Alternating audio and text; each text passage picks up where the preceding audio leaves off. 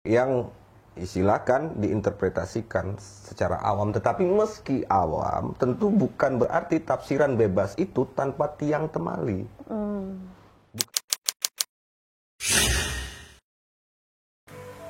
Assalamualaikum warahmatullahi wabarakatuh. Salam Sobat Sastra BM. Sobat Sastra BM, selama ini berkembang anggapan bahwa puisi merupakan salah satu karya sastra yang eksklusif atau terpisah dari orang kebanyakan dan bukan merupakan sebuah karya sastra yang estetik atau mudah dipahami dan dimaknai oleh para pembacanya. Anggapan tersebut tentunya menimbulkan konsekuensi di mana tidak sedikit orang beranggapan bahwa menginterpretasikan puisi itu hanya boleh dilakukan oleh orang-orang tertentu saja, seperti penyair misalnya. Tetapi, apa benar demikian? Seperti biasa, saya ditemani oleh redaktur sastrabm.co, Kak Muhammad Rois Rinaldi. Kak, gimana menurut kakak mengenai apa yang Esi utarakan di awal perjumpaan kita tadi? Kalau bukan estetik, karya sastra termasuk puisi tentu estetik ya, mengandung keindahan, eksklusif ya. Karya yang sulit tergantung bagi siapa dan tidak dapat ditafsir tidak. Terus kalau menginterpretasikan puisi itu sendiri, Kak, emang sebenarnya menginterpretasikan itu apa sih, Kak? Ya, interpretasi ada penafsiran. Ada disebut interpretasi penafsiran dalam KBBI-nya kan berarti berkaitan dengan hal-hal yang bersifat teoritis ya. Berarti di sana ada linguistik segala macam di dalam penafsiran. Ini pun kalau kita walaupun tidak satu makom ya. Orang sebelum berbicara tafsir Quran tentu harus mengerti nahwu, shoroh, bayan, usul, fikih dan sebagainya. Begitupun dalam penafsiran puisi harus ada hal-hal yang harus dikuasai terlebih dahulu, yang dalam hal ini adalah linguistik minimal. Kemudian baru kita masuk pada wilayah-wilayah yang lebih mendalam, yakni kita juga harus memahami bahwa puisi adalah seni penulisan.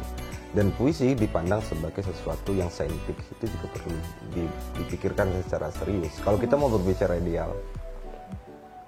Kemudian ada yang disebut menginterpretasikan, berarti proses penginterpretasian, proses penafsiran. Kemudian ada yang disebut penginterpretasi, berarti orang yang melakukan penafsiran. Pertanyaannya adalah apa sesungguhnya yang harus dimiliki oleh seseorang yang hendak melakukan penafsiran terhadap suatu karya yang bernama puisi. Kenapa seberat itu? Ini mungkin kita boleh sedikit agak mengendurkan diri. Baik. Oke, kita di sini saya ingin mengendurkan satu hal. Terlepas kemudian teman-teman sepakat atau tidak di pegiat sastra, itu tadi saya mengatakan sesuatu yang ideal. Bahwa seseorang ketika hendak berbicara sebagai ahli tafsir Al-Quran, Anda harus menguasai pan-pan keilmuan yang tadi beberapa saya sebutkan. Kemudian ketika seseorang mengatakan saya hendak melakukan penafsiran puisi yang matang, dapat dipertanggungjawabkan, apalagi memosisikan sebagai seorang kritikus atau pembaca kritis, ya tentu harus secara ideal memenuhi syarat-syaratnya. Ini saya utarakan di awal agar tidak terjadi kesesatan-kesesatan di dalam dunia kesesatan. Sudah banyak sekali kesesatan. Bagaimana dengan anak SD? Beginilah yang harus kita pahami terlebih dahulu. Di mana penafsiran itu difungsikan dalam sebuah puisi. Untuk teks-teks yang tidak membutuhkan hal-hal yang memang dalam pengertian tertentu, di sanalah harus dilakukan penginterpretasian karya. Ya, tidak perlu. Banyak kalimat, banyak puisi yang memang tidak perlu ditafsirkan dengan sangat berat. Taufik Ismail puisinya kan puisi yang boleh dikatakan kadang profan, kadang prismatis. Kita adalah pemilik sah republik ini, apa yang perlu ditafsirkan? Nah, dalam hal ini saya mengingatkan kepada teman-teman bahwa dikendurkanlah terlebih dahulu, peruntukan karyanya apa, maksud saya peruntukan untuk siapa, karyanya apa. Barulah kemudian itu setahap kemudian logis ketika saya mengatakan ya nggak apa-apa nanti penafsiran itu sesuai dengan kemampuannya masing-masing. Ingat runutannya? Dipikirkan terlebih dahulu karya untuk siapa dan karya apa. Baru kemudian saya akan mengatakan tidak apa-apa penafsirannya disesuaikan oleh kemampuan masing-masing. Artinya karya-karya untuk anak SD janganlah sampai karya-karya yang sangat sulit multitafsir dengan berlapis-lapis tafsir dan sebagainya, sehingga membutuhkan penafsiran yang kompleks yang mau tidak mau harus melalui mekanisme penafsiran yang memang secara saintifik tadi.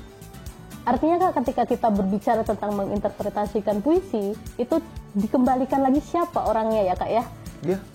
Mungkin bisa dibilang menginterpretasikan bebas atau gimana tuh Kak? Sebetulnya ini bukan berarti saya hendak mengatakan bahwa interpretasi itu bebas, tetapi saya tidak mungkin memaksakan orang berbicara soal hakikat kalau wilayahnya syariat belum beres.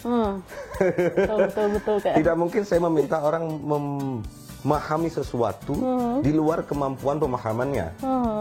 Apalagi dari bab awal saja secara linguistik belum menguasai, lalu saya akan harus tetap mempertahankan Anda walaupun anak SD harus ngerti sampai ini sampai itu enggak. Artinya disitulah ada yang disebut, saya sebut ya, saya tidak tahu di luar sana ada istilahnya apa tidak. Interpretasi awam.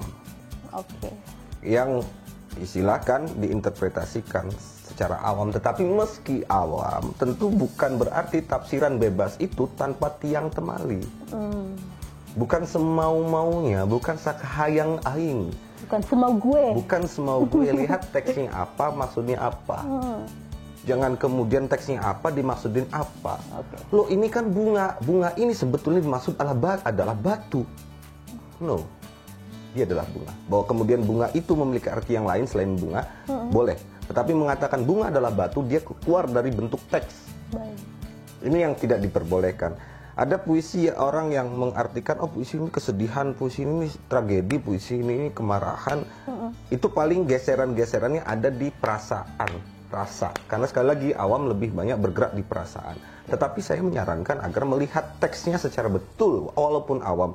Walaupun anak SD, saya yakin anak SD pun memiliki logika yang beres asal jangan diacak-acak logikanya sama orang tua. Nah itu. Ya, dengan salah asuh, salah didik.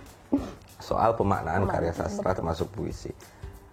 Jadi saya sekali lagi sebagai pribadi saya tidak mau memaksakan.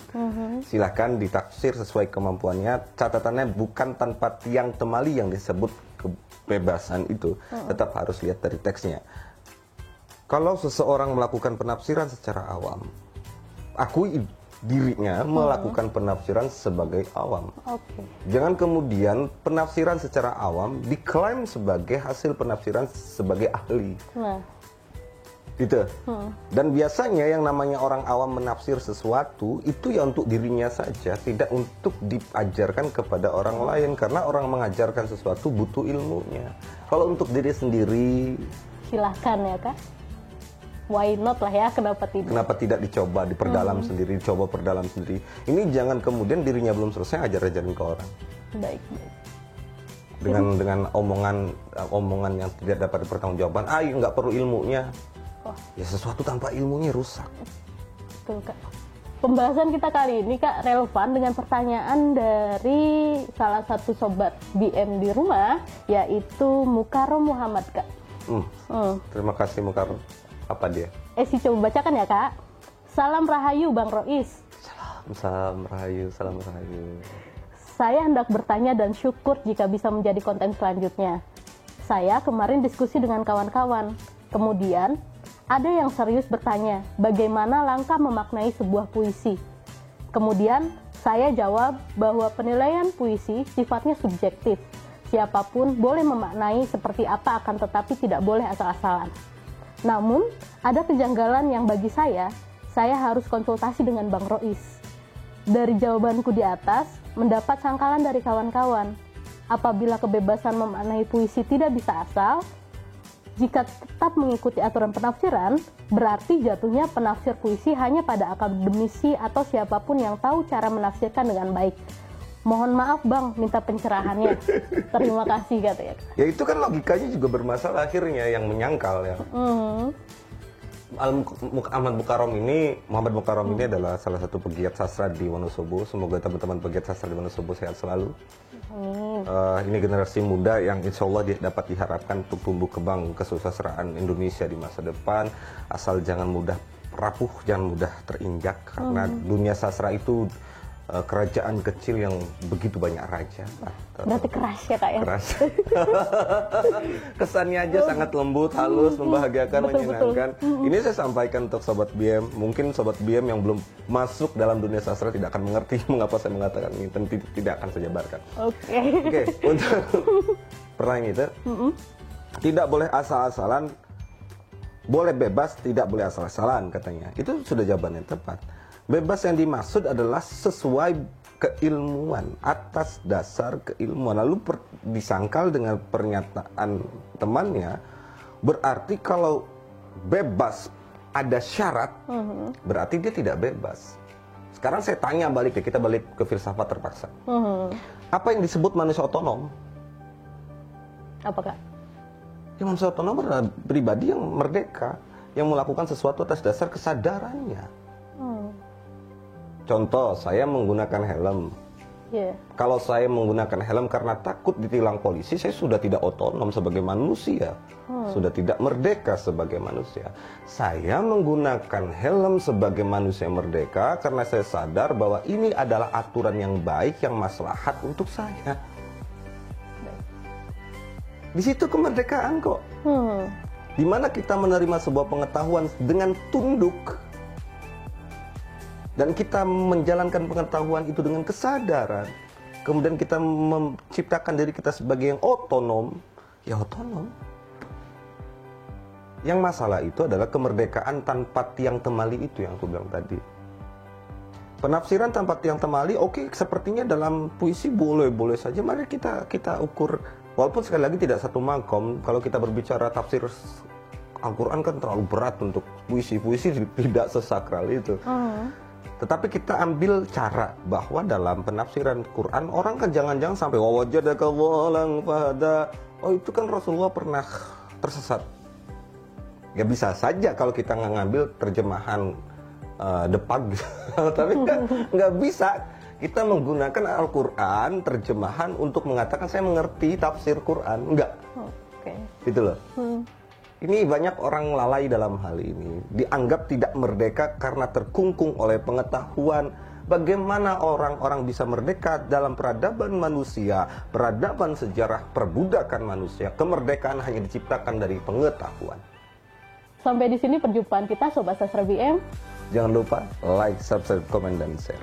Salam berkarya dan berbagi inspirasi. Wassalamualaikum warahmatullahi wabarakatuh. Memang ini masih tetap menjadi suatu soal bagi kita, tetapi akhirnya kita membawakan tema yang agak berbahaya ini. Iya kan?